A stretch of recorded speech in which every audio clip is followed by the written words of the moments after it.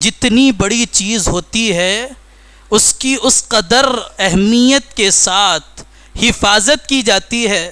سونے کی حفاظت کے لیے کوئی آدمی چبوترا طے نہیں کرتا ہے، ہیرے کی حفاظت چوراہے پر رکھ کر نہیں کی جاتی ہے۔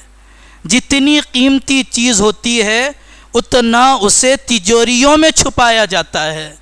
سونا تجوری کے اندر، مال و دولت تجوری کے اندر، ہیرے جواہرات بینک کے سیکیور پلیس میں محفوظ جگہ پر، تاکہ کسی کی نگاہ، کسی چور اور ڈاکو کی نگاہ اس پر نہ پڑے اور وہ چیز محفوظ رہ جائے۔ پتہ یہ چلا کہ جتنی اہم چیز ہوتی ہے اتنا زیادہ اہتمام اس کی حفاظت کا کیا جاتا ہے۔ میری آنکھ بھی اہمیت رکھتی ہے، میرے جسم کا ہر حصہ اہمیت رکھتا ہے۔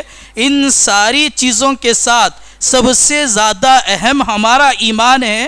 میں آنکھ کو بچانے کے لیے ڈاکٹر کے پاس جا سکتا ہوں، میں ہاتھ پیر کی حفاظت کے لیے مختلف دواخانوں کے چکر کاٹ سکتا ہوں۔ ان سب سے بڑھ کر چیز جو ایمان کی ہے، اگر میرے ہاتھ ٹوٹ جائے کوئی غم نہیں، میرے پیر ٹوٹ جائے کوئی غم نہیں، علاج بس کے بقدر آپ کراتے رہیں گے، لیکن اگر آپ دنیا سے ایمان کے بغیر چلے گئے، اسلام کے بغیر آپ دنیا سے رخصت ہو گئے، آپ سارے جسم کو صحیح سالم رکھتے ہوئے، دنیا کی سلطنت اپنے قبضے میں رکھتے ہوئے، مال و دولت کے انبار اپنے پاس رکھتے ہوئے بھی آپ ناکام ہیں۔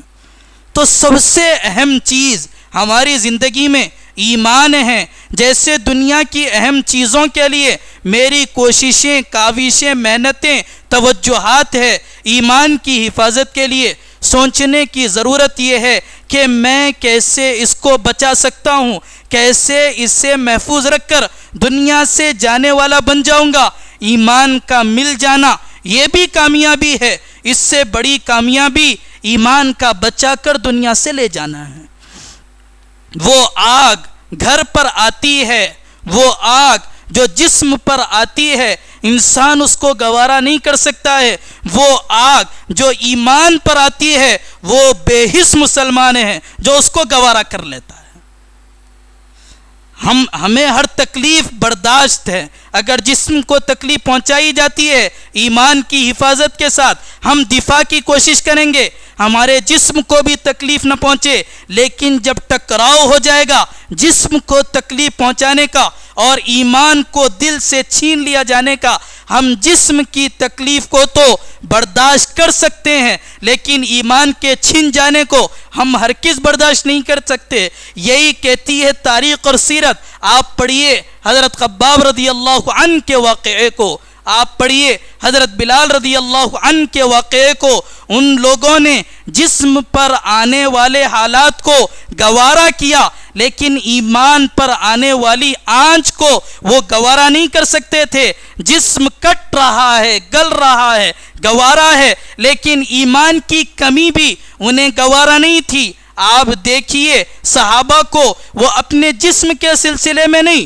اپنے مال کے سلسلے میں نہیں، اپنی دولت کے سلسلے میں نہیں، اپنے سٹیٹس کے سلسلے میں نہیں، وہ فکر مند رہا کرتے تھے اپنے ایمان کے سلسلے میں۔ ابن ملیکہ کی روایت ہے، کئی صحابہ تقریباً اس روایت میں 20 سے 22 صحابہ کا تذکرہ ہے جو اپنے ایمان پر ڈرا کرتے تھے۔